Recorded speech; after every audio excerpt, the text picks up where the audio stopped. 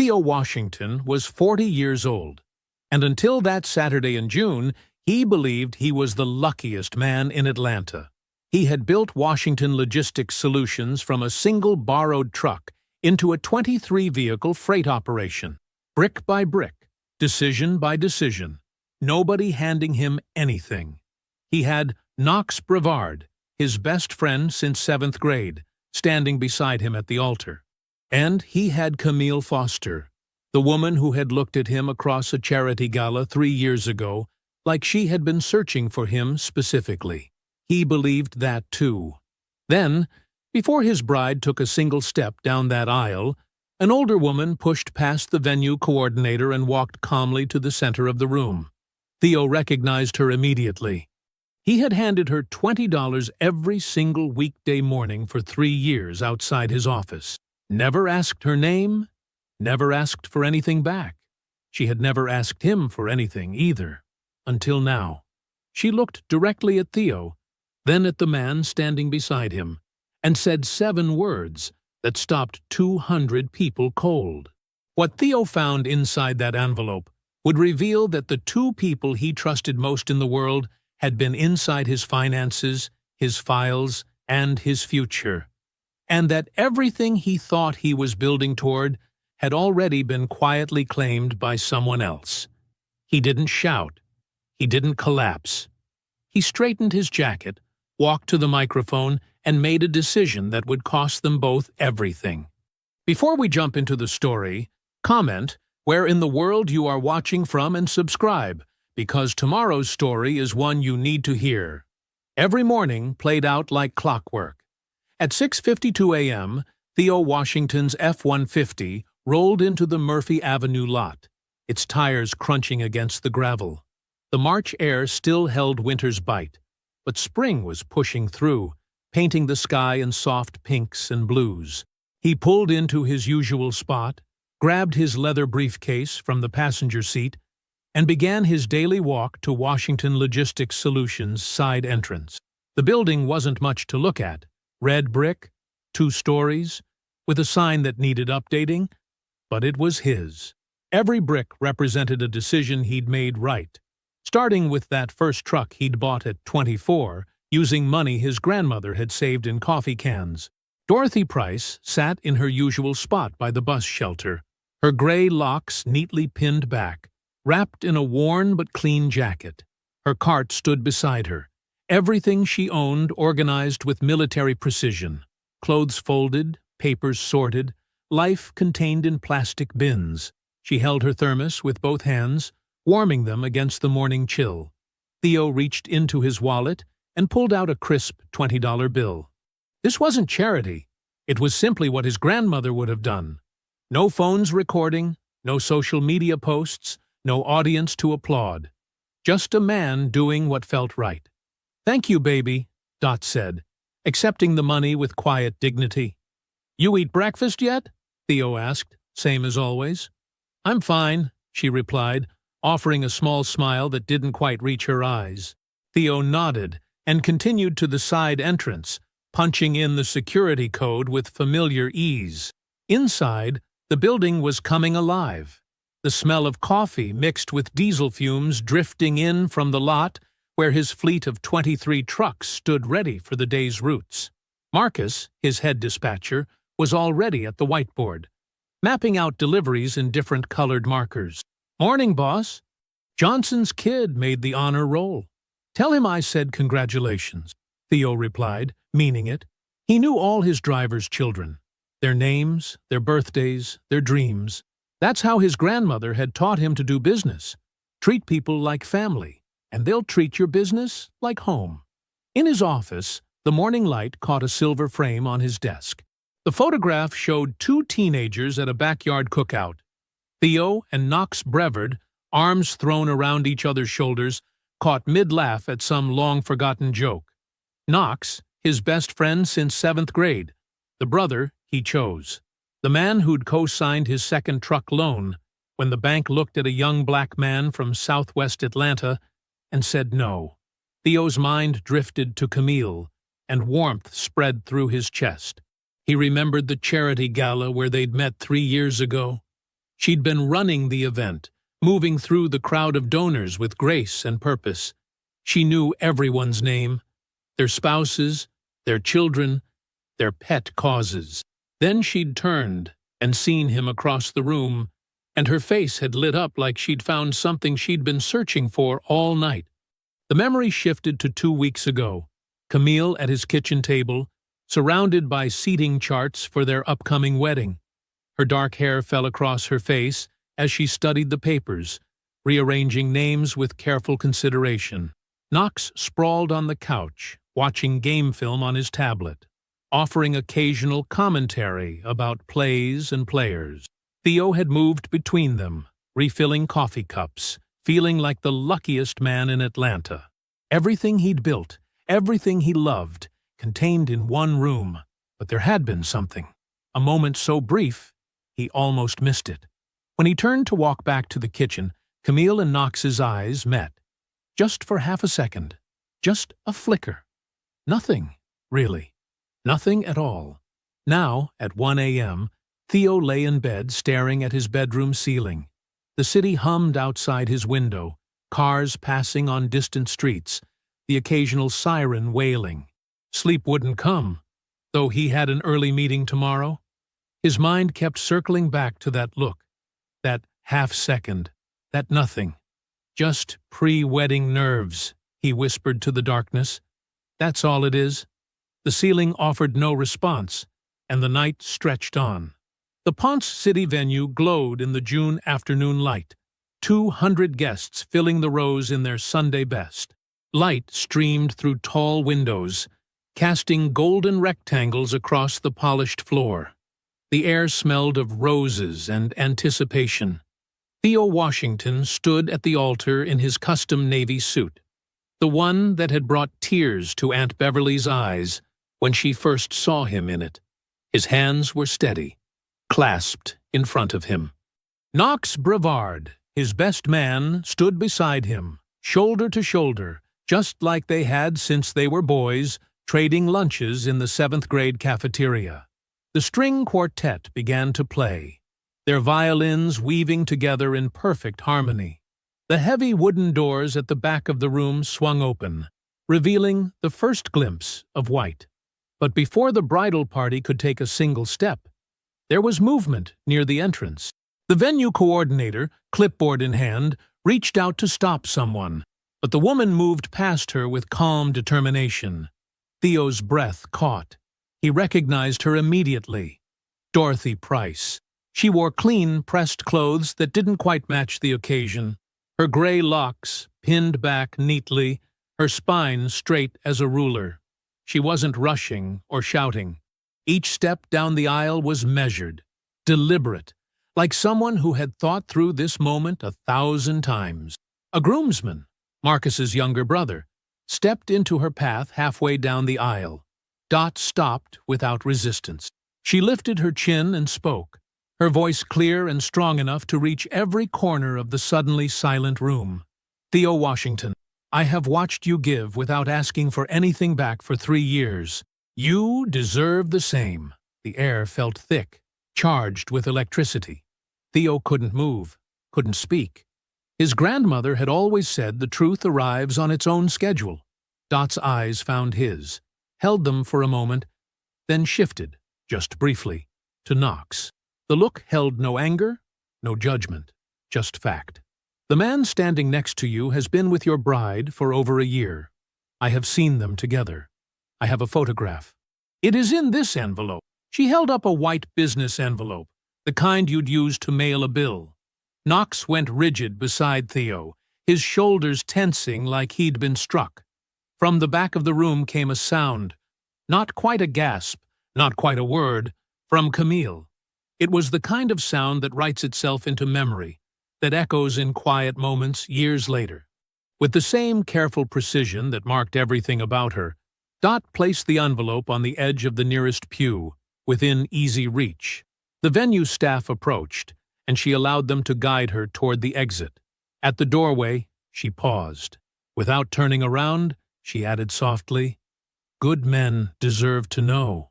Then she was gone, leaving behind a room full of held breath and racing hearts.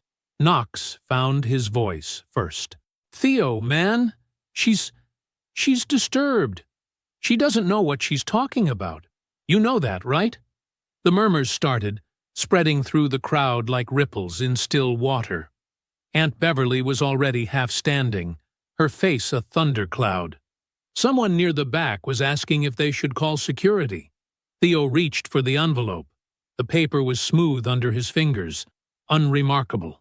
He turned to Knox, his best friend, his brother in all but blood, the man who had stood beside him through every triumph and loss since they were 13 years old.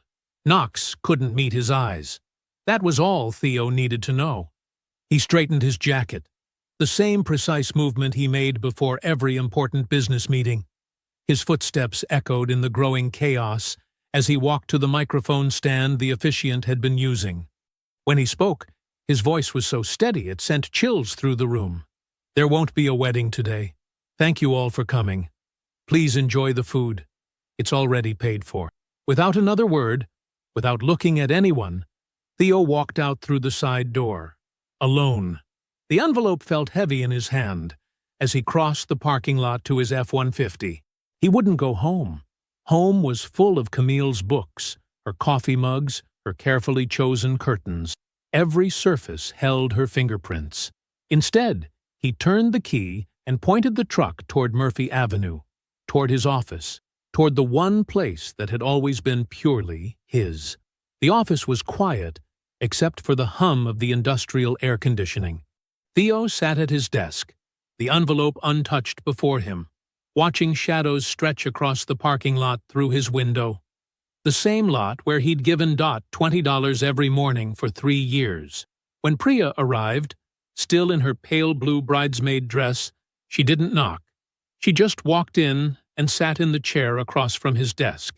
Her makeup was slightly smudged. She must have cried at some point during the chaos, but her eyes were clear now. She folded her hands in her lap and waited. Theo appreciated that about her. 6 years working together had taught her when to speak and when to let silence do its work. She wouldn't rush him. Finally, he opened the envelope. The first photograph slid out onto his desk. A drugstore print on regular paper. Knox and Camille sat at a corner table in what looked like one of those intimate Buckhead restaurants where you needed connections to get a reservation. Theo had never taken Camille there. The lighting was dim, romantic. Knox's hand covered hers across the white tablecloth. Their heads were tilted toward each other in a way that spoke of comfortable intimacy. The second photograph felt like a punch to the gut. Knox's black BMW parked outside Camille's midtown apartment building, early morning light casting long shadows. The timestamp in the corner read 7:04 a.m. on a Sunday, the exact Sunday 3 weeks ago when Knox had texted that he was skipping their usual breakfast to sleep in. Theo remembered responding with a laughing emoji, telling his friend to get his rest. Behind the photos, 3 pages of careful cursive filled lined paper. Dot's handwriting was precise, each letter clearly formed, the kind of penmanship that spoke of years of professional document preparation. "I was a legal secretary for 18 years, the letter began. "Good work. Stable life." Then came the cancer diagnosis. The medical bills piled up faster than the insurance payments. "While I was sick, my landlord took advantage. Fraudulent eviction. Kept my deposit. Ruined my rental history. One disaster fed into another, until there was nowhere left to fall but the street." Theo read on as Dot explained how she'd watched him every morning for 3 years. "I know faces," she wrote. 18 years watching lawyers taught me to read truth from lies. You have an honest face, Theo Washington. The kind that matches your actions." She described seeing Knox and Camille the first time by accident. The restaurant's windows were visible from a bus shelter she used on cold nights. "I told myself it might be innocent," she wrote. "But then I saw them again 2 weeks later. And again after that. I bought a disposable camera with change I'd saved. I'm not proud of taking pictures of strangers, but something in my gut said this truth needed proof. Near the bottom of the third page, Dot's writing grew more urgent. 10 days ago, they were at that restaurant again. The window was cracked for air. I heard her say his name, clear as day. Then she said, "After this, we won't have to worry about money." Theo read that line 3 times, each repetition burning it deeper into his memory. His hands were perfectly steady as he laid the pages down. "What do you need?" Priya's voice was soft but firm. I need to know what she meant by that. Theo reached for his phone. Not to call Knox. Not to call Camille. He scrolled to Jerome's number, his younger brother, the quiet one who knew how to find information without drawing attention. "Jerome, I need you to pull some threads." Quietly. He kept his voice even, professional. "I'll text you the details." After hanging up, he made one more call, to the number Dot had written at the bottom of her letter. "A transitional housing facility in Mechanicsville. Could you please tell Ms. Price that Theo Washington called?" he said, when the evening staff member answered. "I'd like to visit when she's ready." The sun had set by the time he finished. He sat alone in his office, still wearing his wedding suit, the city lights beginning to twinkle outside his window. The photographs lay on his desk like evidence at a crime scene. His mind was already working, mapping connections, seeing patterns the way he did when planning logistics routes. The office was silent except for the distant sound of traffic on Murphy Avenue. In that silence, pieces were already starting to align. Monday morning arrived with the heavy weight of late summer heat. Jerome Washington stepped into Theo's office at 8 a.m. sharp, a manila folder tucked under his arm. His expression was grave, the kind of look doctors wear before delivering life-changing news. Theo sat behind his desk, his navy wedding suit hanging pristine on a coat rack in the corner. He'd been there since 6, reviewing manifests and route schedules like it was any other Monday, like his world hadn't imploded 48 hours ago. "You found something."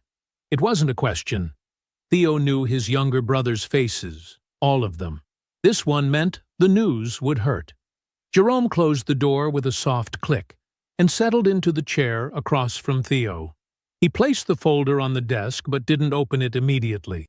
Instead, he looked at his brother with eyes that carried both compassion and anger. "Knox is broke," Jerome said flatly. "Not just regular broke. He's drowning." Theo leaned back slightly, waiting. Jerome had always been methodical. He would lay it out piece by piece. "That sports bar in Old Fourth Ward? The one you put 40,000 into as a silent partner 3 years ago?" Jerome opened the folder and spread out several documents. "It's hemorrhaging money. Has been for at least 18 months. Bank statements fanned across the desk like playing cards in a losing hand. Jerome pointed to highlighted numbers that told a story of mounting losses and desperate measures. "He took out 2 loans against the business," Jerome continued. "Never disclose them to you, which violates your partnership agreement. He's 6 months behind on payments for one of them. The business is basically insolvent." Theo picked up one of the statements, studying numbers that should have been shown to him months ago. His jaw tightened almost imperceptibly. "There's more." Jerome pulled out a printed email chain, placing it carefully on top of the bank statements. 8 months ago, Knox reached out to a business broker. "A contact of mine at the firm forwarded this to me." Theo read the email slowly. Knox's words were careful, professional, asking about procedures for buying out a silent partner's stake. Specifically, Knox wanted to know the process when the partner is emotionally invested and unlikely to agree voluntarily to a buyout. The office seemed to grow quieter, if that was possible. Outside, trucks were pulling in for morning dispatch, drivers calling greetings to each other, the normal rhythm of a business that Theo had built from one truck and a borrowed down payment. "He was planning this," Theo said softly. "Before the wedding. Before everything." "Yes." Jerome's voice was equally quiet. "But he needed leverage. He needed Camille." The name felt different in Theo's mouth now. Sharp-edged. Dangerous. Jerome nodded. She was the key. Once they were married, her name would be on your asset. She'd have legal standing as your spouse. They could force a business valuation, push through a buyout using her position. Use your own money to clear his debts. Theo stood slowly and walked to his window. 23 trucks sat in neat rows below, each one representing a careful decision, a calculated risk, a step forward. He'd built this piece by piece, truck by truck, route by route. Every vehicle below was a promise kept, to his drivers, to his customers, to himself. It wasn't just an affair, Theo said, still looking out at his fleet. It was an extraction, a 3-year con to get to my business. Yes, Jerome didn't soften the blow. He never had. Theo turned from the window. His face was composed, but something had shifted in his eyes, a coldness that hadn't been there before.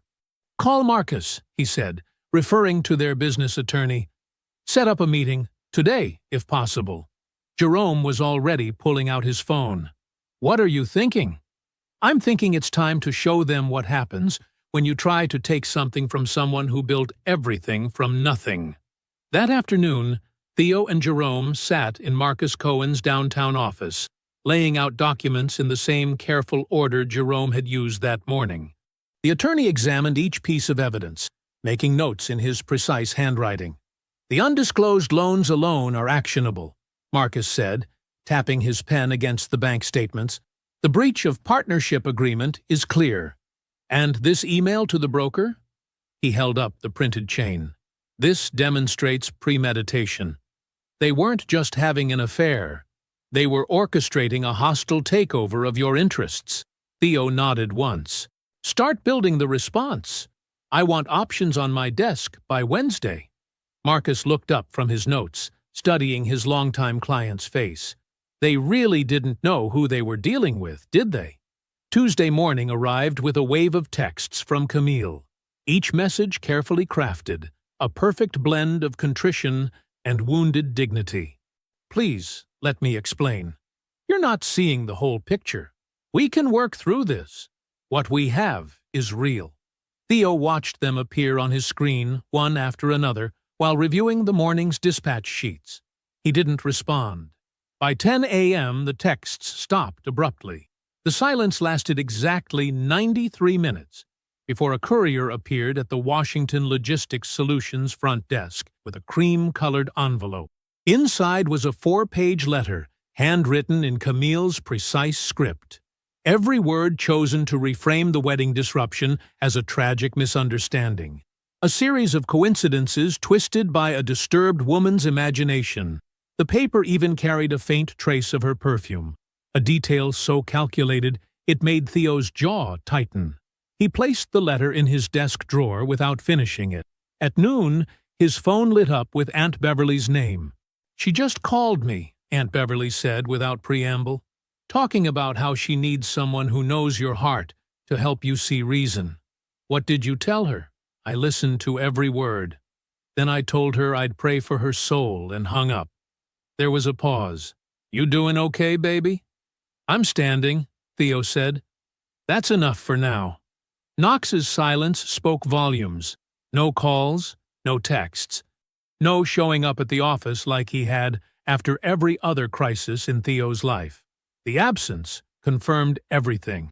A man with nothing to hide doesn't disappear. At 2 p.m., Theo pulled into the parking lot of the Mechanicsville Transitional Housing Facility. He carried coffee from the Good Place on Edgewood and a box of pastries from the French bakery near his office. The building was clean but worn, paint peeling at the corners, window units humming against the Georgia heat. Dot Price met him in the common room. She wore a pressed blouse and sat with perfect posture, her gray locks neatly pinned. The dignity in her bearing made the institutional furniture seem out of place. "I brought coffee," Theo said, setting the drinks and pastry box on the table between them. "Wasn't sure how you take it, so I got cream and sugar separate." "Black is fine," she said softly. "You didn't have to bring anything." "Wanted to." He settled into the chair across from her. "You almost didn't come to the wedding." It wasn't a question, but she answered anyway. 4 times I'd talked myself out of it. Sat right there on that milk crate and told myself it wasn't my place. What changed your mind? Dot was quiet for a moment, stirring her coffee, though she hadn't added anything to it. I thought about who I used to be. Before the cancer. Before everything fell apart. 18 years at that law firm. My own apartment. My son proud to bring his friends over. She looked up at Theo. I thought about whether that woman could live with staying quiet. And she couldn't. Tell me about what happened, Theo said. If you want to. She did. The diagnosis came fast. The bills came faster. Insurance covered some, but not enough. The landlord saw weakness and pounced. Fabricated lease violations, manipulated paperwork, kicked her out while she was still doing chemo. By the time she got well enough to fight back, she was already on the street. The system moves quick when it's pushing you down, she said. Moves real slow when you're trying to get back up. Theo listened without rushing her, without offering empty comfort. When she finished, he said, I'm having an attorney call you. Not about my situation, about your housing case. The fraud that landlord pulled? That's actionable. I can't afford. You gave me something. Theo cut in gently. Let me give something back. That's just how it works. She studied his face for a long moment, then nodded once. The nod carried the weight of someone accepting help while keeping their dignity intact. That evening, in his office, Theo called Priya to his desk. I need you to make a call, he said. To Sarah Mitchell. Priya raised an eyebrow. Sarah was part of Camille's social circle, someone who moved between their worlds. Let it slip that I'm struggling, Theo continued, that I might be open to talking. Make it sound natural. You want her confident, Priya said, understanding immediately. Confident people get careless. Priya made the call from her desk. Within 2 hours, Theo's phone buzzed with a text from Camille. I think we should talk. When you're ready, I'm here. Theo read the message once, then set his phone face down on his desk. Everything was moving exactly as he wanted. Wednesday morning arrived with a stillness that felt different from other dawns at Washington Logistics Solutions. The parking lot was empty except for 2 vehicles, Theo's F-150 and Priya's sensible Honda Civic. She had texted him at 5:30 a.m. Need to see you before everyone gets in. When Priya entered Theo's office, she carried a thick manila folder and wore the expression of someone who had not slept much. She closed the door behind her with a soft click that somehow felt final. I've been going through everything, she said, settling into the chair across from his desk. Not just the surface numbers. Every document, every access log, every communication with our vendors and partners for the last 3 years. Theo set down his coffee. What did you find? Priya opened the folder and removed a stack of papers, each one tagged with yellow post-it notes covered in her precise handwriting. 8 months ago, Camille contacted Martin and Associates directly. Our accountants? Former accountants now, Priya corrected. She identified herself as your fiancé and said she was helping with financial planning for the wedding and your shared future. She requested the last 3 years of Washington Logistics Solutions complete tax returns. Theo's face remained perfectly still. And they gave them to her? James Martin himself authorized it. He never called to verify with you. Never sent a notification. Just handed over everything because she was your fiancé and it seemed reasonable. Priya's voice carried a controlled anger. Those returns show everything, Theo. Not just the basic numbers. The full revenue streams, asset valuations, equity positions, root profitability breakdowns, everything someone would need to calculate exactly what they could extract. She laid out the tax returns one by one. 3 years of carefully built success, mapped in columns and footnotes. Then she pulled out another document. This one marked with red tags. That's not all. 6 months ago, Knox contacted Martin and Associates too. He requested a formal business valuation, not just for his stake in the bar, for your $40,000 silent partner investment as well. He got the full report. Theo picked up the valuation document. Every page felt heavy with betrayal. They were building a case. Yes, Camille would have had legal standing as your spouse to force financial disclosures and challenge asset distributions. Knox already had standing as a business partner. Together they had mapped every dollar you've built and positioned themselves to force either a buyout of the bar stake or pressure you into a broader settlement. Priya's hands tightened on the folder. They were thorough. Theo read through each document methodically, his expression unchanging. The only tell was a slight tightening around his eyes as he reached the final page of the valuation report. "How long?" he asked finally. "How long what? How long have you known something was wrong?" With her. Priya was quiet for a moment. Since month 2 of the relationship. The questions she asked about the business were too specific, too targeted. "But," she spread her hands, "it was your life, and I had no proof." Theo nodded once. "I need you to pull every document either of them could have accessed through the business. Every email, every request, every authorization, everything. Already started. I'll have it complete by Friday." "Good." Theo stood and walked to his window, looking out at the empty lot where his trucks would start arriving soon. "I need you to be at my house on Saturday." "Your house?" "Yes. I texted them both last night, invited them to talk." Priya's eyes widened slightly. "Both of them? Separately? Told each of them to come alone? Knox at 2, Camille at 3. He turned back to face her. "Both confirmed they'll be there. And you want me there as what? A witness?" "Exactly." Theo sat back down and picked up the tax returns. "We're going to have a very specific conversation about documents and access and consequences. I want someone there who understands exactly what they took." His phone buzzed. A text from Camille confirming the time again, adding that she was so grateful for the chance to explain.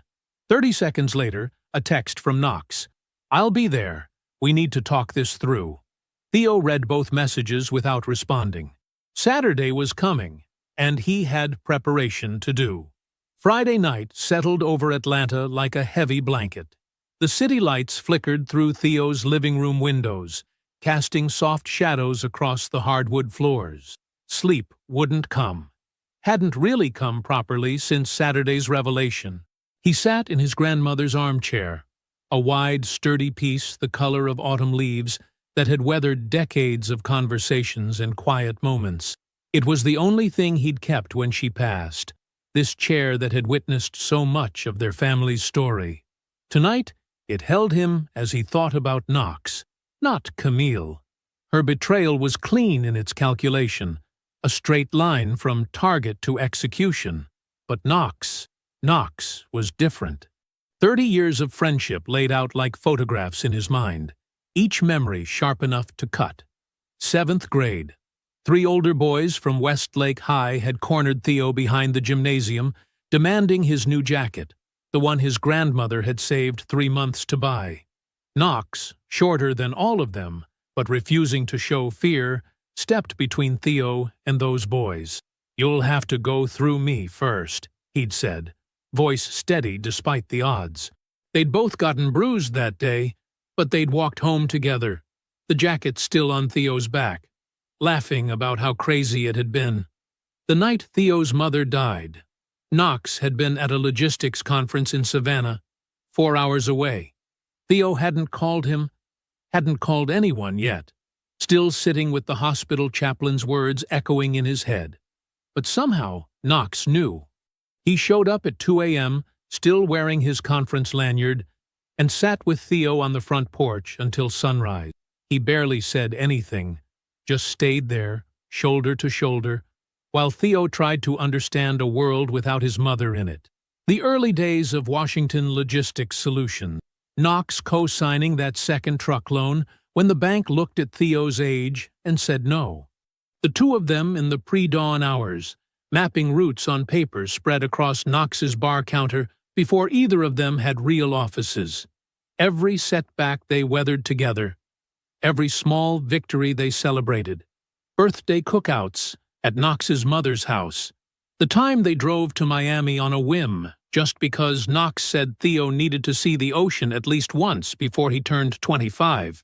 Standing beside each other at Knox's father's funeral, neither of them speaking because there were no words big enough for that kind of loss, Theo let himself feel all of it. The weight of 3 decades of chosen brotherhood, the kind of friendship that becomes family through daily decision and constant presence. The grief was real, not just for what was lost, but for what had been real all along. Because it had been real. The love was real. The years were real. The moments of genuine connection and support were real. The betrayal didn't erase the love, and the love didn't forgive the betrayal. Both things were true at once, and that was perhaps the hardest part to carry. He didn't cry. He sat in his grandmother's chair and let each memory surface and settle, understanding that this, too, was part of who he was, this capacity to feel deeply without being destroyed by the feeling. At midnight, he went to his desk and took out a single sheet of paper, not to plan tomorrow's confrontation, but to write down what he knew to be true about himself. I built something from nothing. I was loyal without requirement. I was generous without needing recognition. I was not naive. I was trusting. And those are not the same thing. I am still all of these things.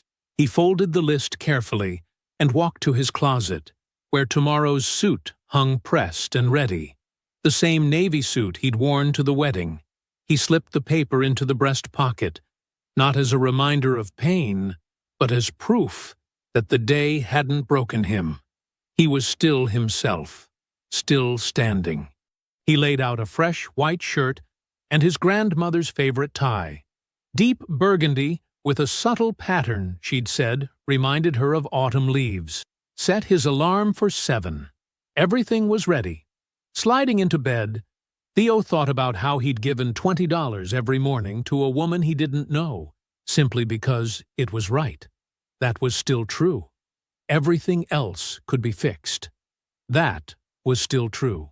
Saturday afternoon sunlight streamed through Theo's living room windows, casting long shadows across the hardwood floors. The house felt different today. Not just his home, but an arena carefully set for what needed to happen.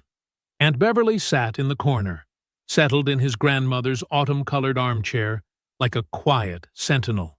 Priya stood near the hallway, her posture professional but protective. Through the back glass door, Jerome's silhouette was visible on the patio, a steady presence just outside. Theo adjusted the cuff of his navy suit, the same one from the wedding, worn now like armor. He'd positioned himself near the coffee table, documents arranged in precise order beneath his hands. The grandfather clock in the foyer struck 2. Knox's knock came exactly on time. When Theo opened the door, his former best friend stood there looking smaller somehow, like a man who'd spent days rehearsing speeches and still wasn't sure which version to use. His shirt was wrinkled at the collar, his eyes carrying the shadow of sleepless nights. Knox stepped into the living room, taking in the presence of others but focusing on Theo. "Bro, I need you to hear me out. I'm going to talk first."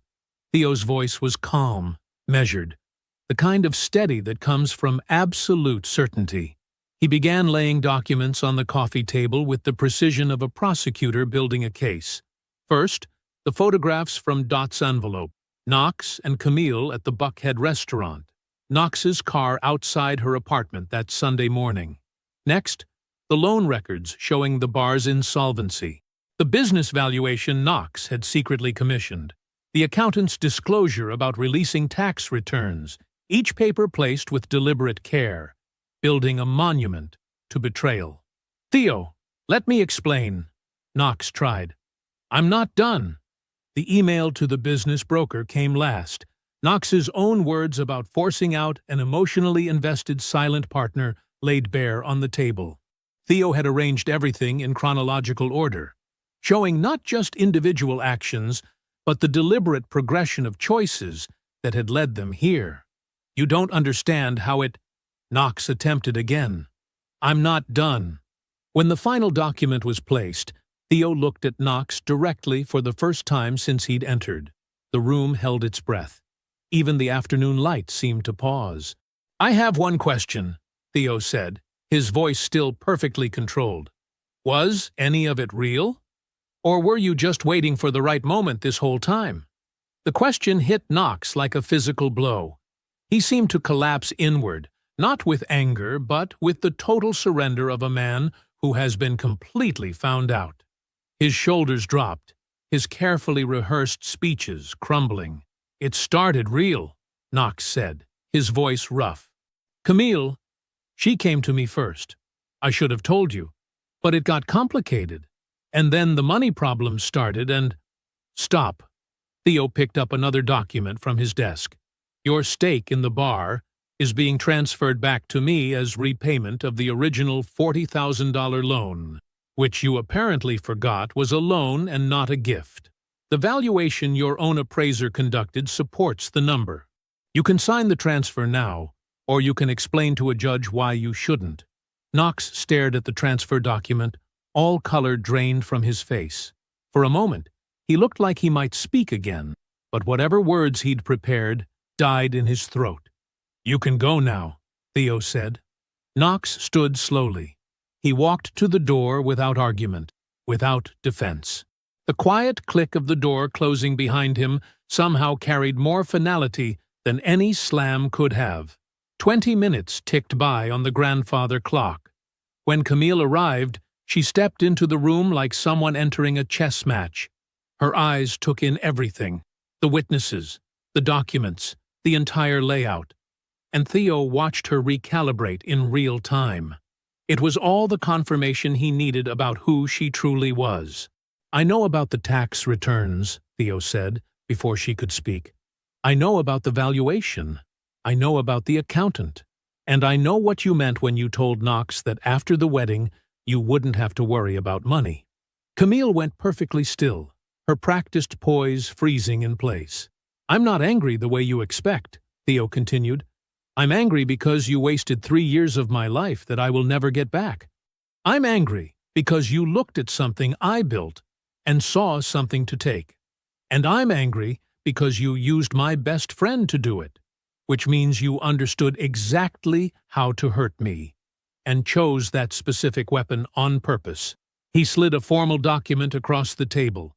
His attorney's demand regarding unauthorized access to proprietary business documents, with the Georgia Attorney General's Consumer Protection Division clearly noted at the top. The hospital board has also received a letter, he added, noting that a senior administrator used her position and title to obtain confidential business records under false pretenses.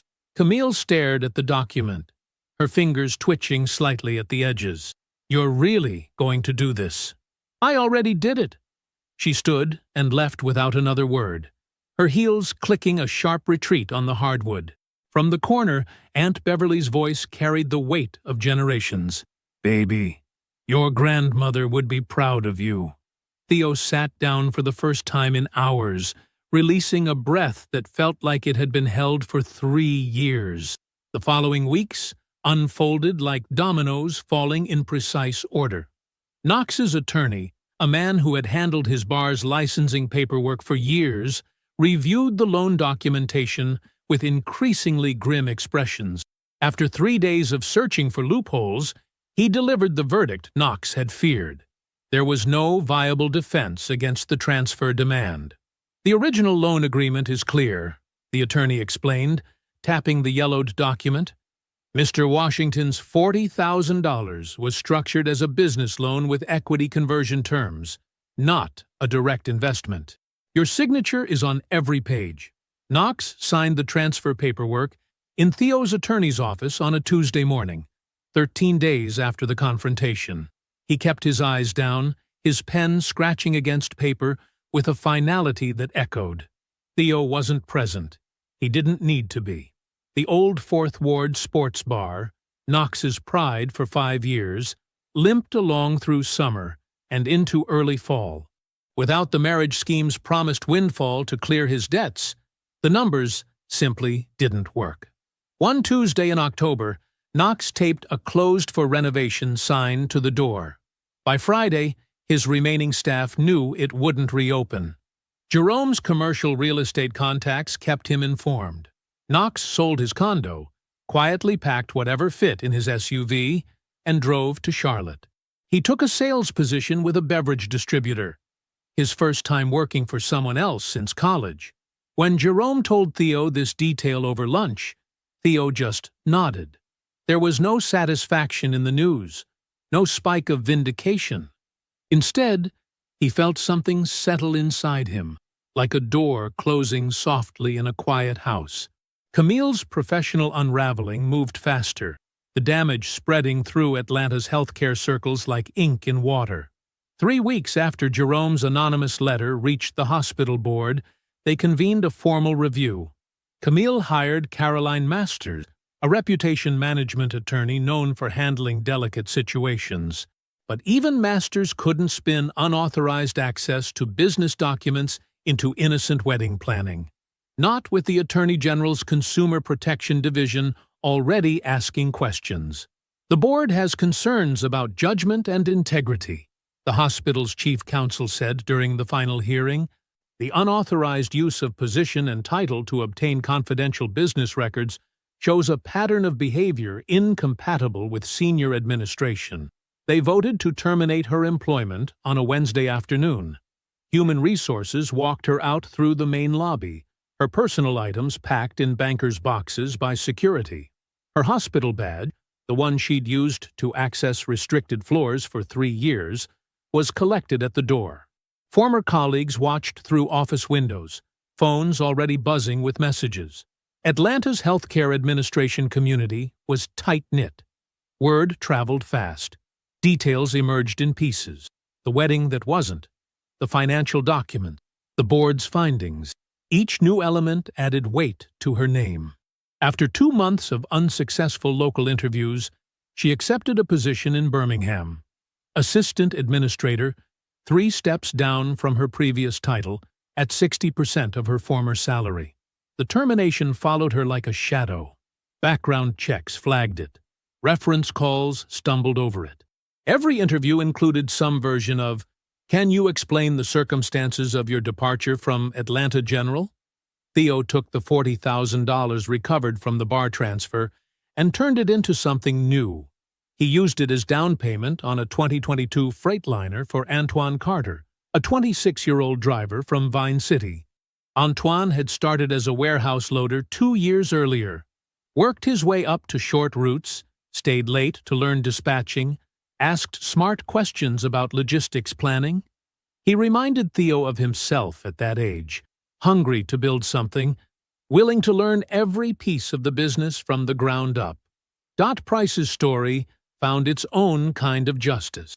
The attorney Theo retained, a housing rights specialist named Marcus Chen, built a solid case against her former landlord.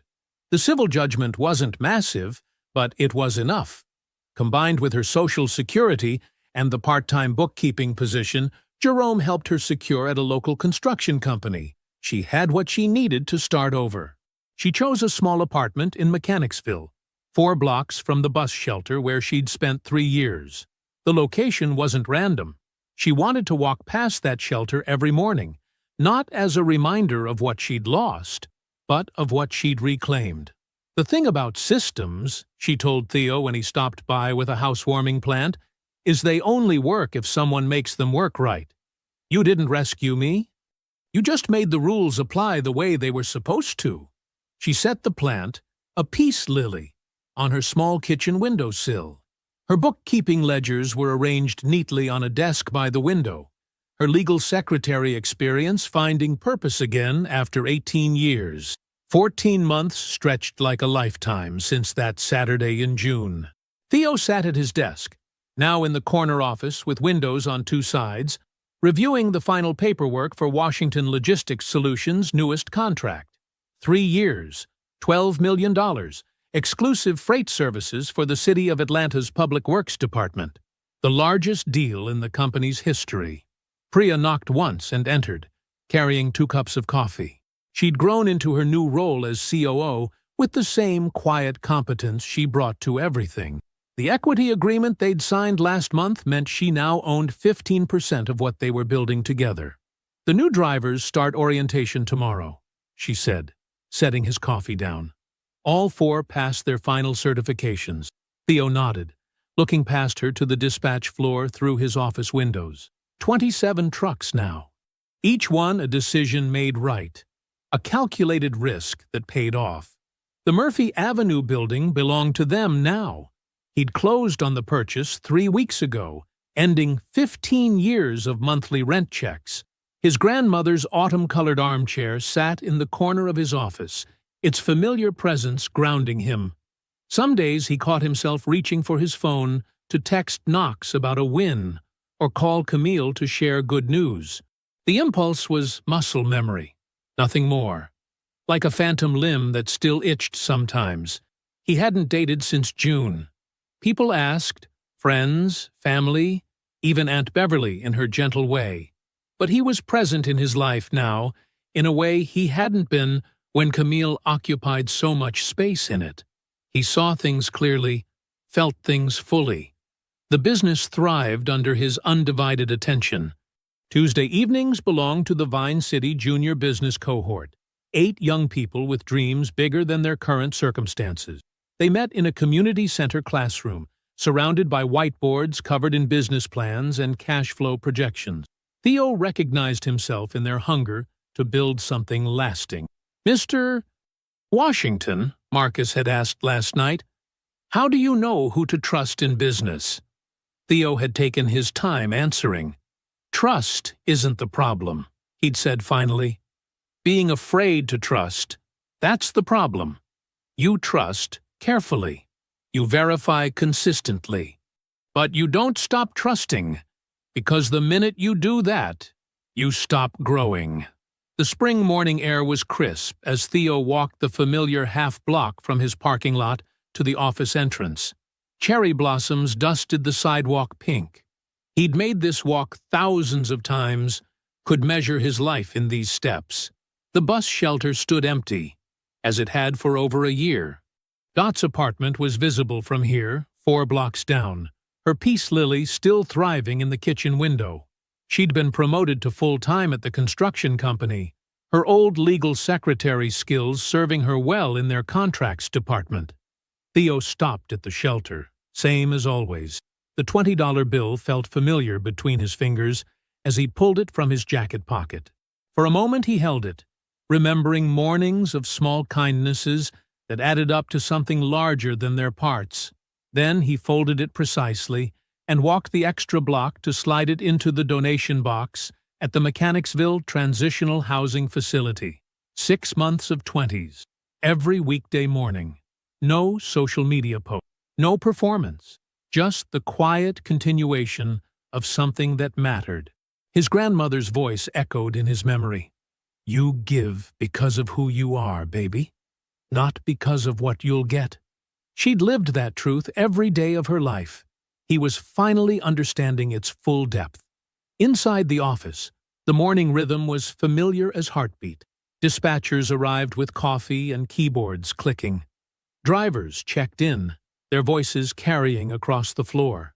Antoine waved from the break room, his keys to truck number 24 jingling. The big whiteboard filled with routes and manifests, the day's logistics taking shape in dry erase markers. Coffee and diesel scented the air, the smell of work being done, of pieces moving in precise coordination. Theo paused in the doorway of his office, taking it in. 1 truck. He'd started with 1 truck and a loan from his grandmother. Now, 27 trucks carried the Washington Logistics Solutions logo across the southeast. He was still building. Some people took what they could see. He had always known to invest in what they couldn't. I hope you enjoyed that one. Be sure to like the video and subscribe so you don't miss the next story. I've picked out 2 more for you that I think you'll really like.